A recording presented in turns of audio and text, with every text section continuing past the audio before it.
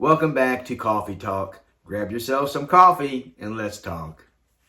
Today we're going to talk about some things to think about when you plan an Alaskan cruise. Yes. Now, I think we told you in a previous video that it was on our bucket list. One of the things that we were saving up for is to go on an Alaskan cruise for our 50th wedding anniversary.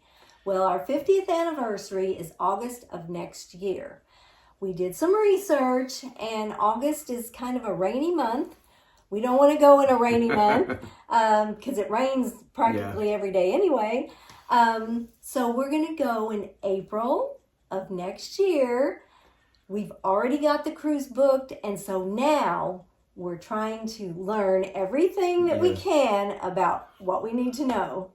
We've been going through so many YouTube channels and, the best excursions for Alaska tours, the best, itineraries, which ones, where you can see the glaciers, but that's on our bucket list. We want to see the glaciers. We want to do the things that even if we go 2 or 3 times in the next 15, 20 years, that the things that are to us the most important that we want to see.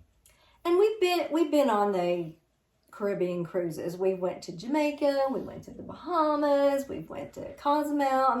We've done all that. We wanted to do something different that we've not done for our 50th. Yeah. And so that's what we chose to do. This will be very different because Terri is very much a very warm person, doesn't like the cold, and it's going to be cold, probably highs if lucky in the 50s, and looking through all the reviews in the month of April or May, and the weather is pretty much rainy still, pretty much 2 or 3 times a week at least. Yeah, it's going to be cold and wet. But we're looking forward to it, and we got several ideas of the excursions we want to do, but we've been going through so many other YouTubes and hearing their experiences, the do's and don'ts of the Norwegian cruise and things to do, things not to do, and it's overwhelming at times, but it's fun to do, and we got a good idea of what we're going to be doing for those 7 days.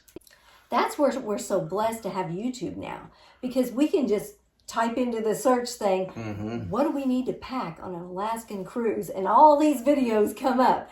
So, we've just been wearing ourselves out watching all these videos, and we love it. We do. And we want you, if you've been to an Alaska cruise and you got tips for us, hey, write them down in those comments, because we want to learn as much as we can and see as much as we can in those 7 days.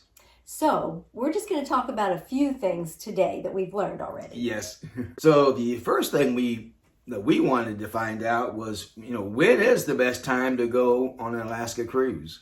And I think the prime times that they usually go are during the summer months because, people are on summer vacations or whatever, and that's when they choose to go.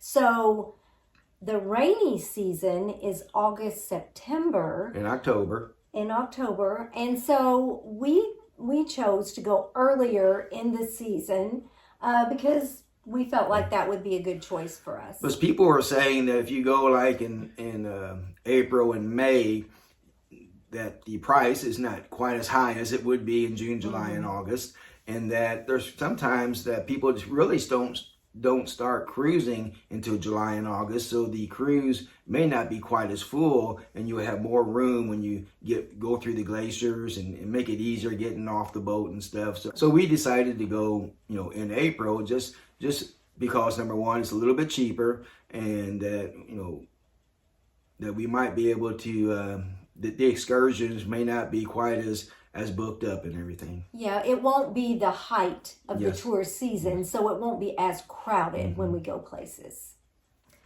Another thing we learned about an Alaskan cruise is you must have a balcony, because even if you don't feel like getting up on the deck of the ship, you can sit out on your balcony or in your room and look through the door and see glaciers.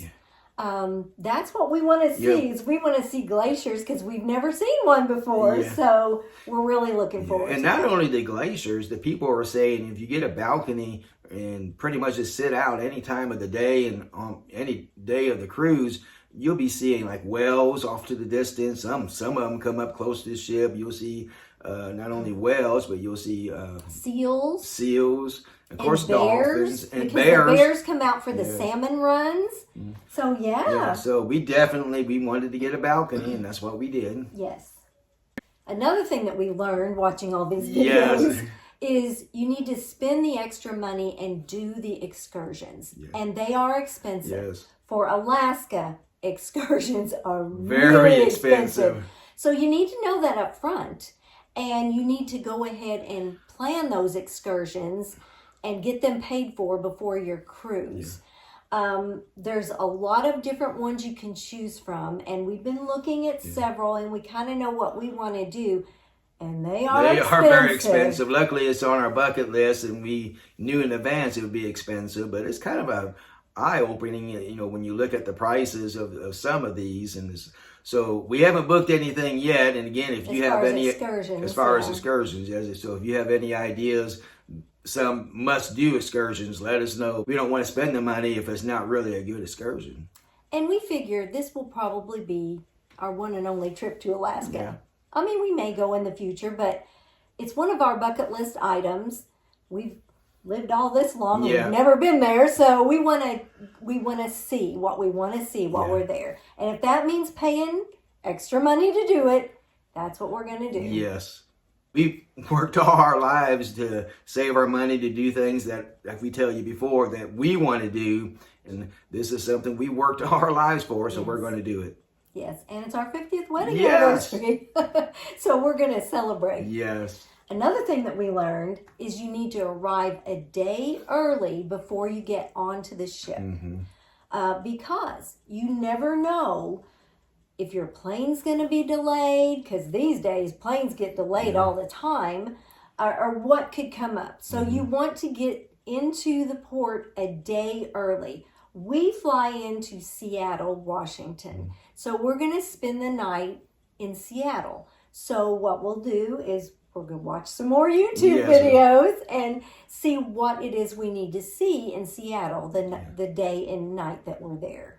And not only that, there's a 3-hour difference from Louisville, Kentucky to Seattle. And then once you get on the cruise, there's another hour difference. So that's a 4-hour difference. And when you spend the night, it kind of helps, you know, get over that jet lag of 4 hours. So definitely, you must go in. We found out what everybody said. Some said 2 days, 3 days ahead of schedule. But we're going to go ahead 1 day ahead before our cruise. Another thing that we found out watching all these videos is you need to look at the itineraries before you book a cruise, because you want to find one, or we wanted to find one, that sailed through Glacier Bay National Park, because that's where, if I'm understanding correctly, you'll see glaciers on both sides of the ship, and you actually get to go through, and they only allow 2 cruise lines. Right now, 2 cruise lines can go through there. So that was a deciding factor on what cruise line we wanted to take, because we wanted to go through the straits there at Glacier Bay National Park. That's one of the things that we wanted to do, and only 2 cruise lines are allowed to do it. So that was a big factor in the choice of our cruise line. Yeah, almost all the cruise lines went through the same 4 or 5, ports, and so that wasn't anything new, but we definitely wanted to go through the Glacier National Park. And again, that was only two cruise lines that did that, so that cut the cruise lines all the way down to 2. Yeah. So the next thing we learned is that you need to explore the right size of ship for you. Some of these cruise ships are humongous, and they're like a floating city, and they have all these activities. Well, the thing is, we're going to be in Alaska. We're not going to be swimming in no swimming pool on a ship unless it's indoor. Indoor one. So look at the size of the ship that you want. If you like all those activities and you want to be on the biggest ship that they make, you can certainly do that. But we wanted... one of the reasons we chose the ship that we did, it has an indoor seating area, which is floor to ceiling windows, so that you can sit indoors and see the glaciers outside. So that was a great option for me, who freezes. all the time. So we like that Yeah. about the ship that we chose. It's still a very big ship and is probably the size of a city itself. But we also heard that to get those great viewing areas inside by the windows, that you still have to get there real early in the morning because those seats go fast. Yes. So, I mean, there's just things that you need to learn like that before you go. Another thing we learned is you need to be prepared for rain. Yeah, we kind of talked about that. It rains a lot there in Alaska. So we're looking at jackets right now. You need a hooded jacket that is waterproof. So we're looking for those now, that we're going to each get a good one before we go, and to dress in layers, because it's cold, but then it can warm up, and so you don't want to be like sweating. You want to have layers that you can take off if you need to. Very few people that I have seen on these videos that I've watched, very few people pack shorts. You can if you're a wearing shorts kind of person all year round. But for the most part, you need warm clothes and you need rain gear. Yep. And another good thing that I was kind of surprised, but I understand, is it said you should pack binoculars. A good pair of binoculars. Very good because there will be whales and seals and bears. And if you have a good pair of binoculars, you can like sit in your stateroom and look out your balcony, and you can see all this wildlife that you might not be able to see without binoculars. So that was something that just about everyone said, pack binoculars. Yes.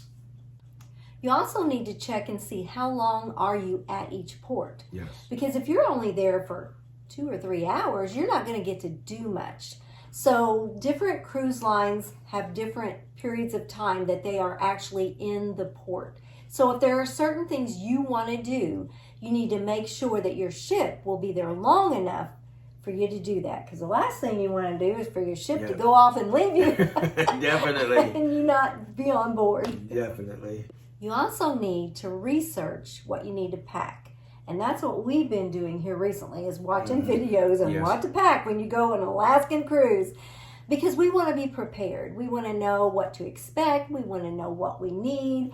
And the best way to learn that is from people who have been there. So that's what we're researching right now. Again, if you've been on an Alaska cruise, please write down in the comments anything that might be helpful for us. Okay.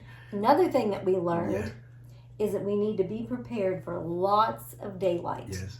Because it can be light for most of the night sometimes. And so you got to be prepared for that. I guess you could close the blinds in your stateroom, but I have to have it dark when I sleep. So that could be an issue. I don't know. I think some of them said, anywhere from 16 to 18 hours of daylight, 4 to 8 hours of nighttime. And that's hard to get used to. So we just gave you some things to think about that we've been learning as we prepare for our cruise. And we'd love to hear from you if you've been on an Alaskan cruise and some of the essentials that you found that you needed. We'd like to know. Yes. So thanks for joining us today, guys. If there's a subject that you would like for us to talk about in a coffee talk, let us know in the comments, and we'll talk about it in a future coffee talk. We'll see you next time on Retired and Loving It. If you'd like to see more of our videos, click the video that just popped up on your screen.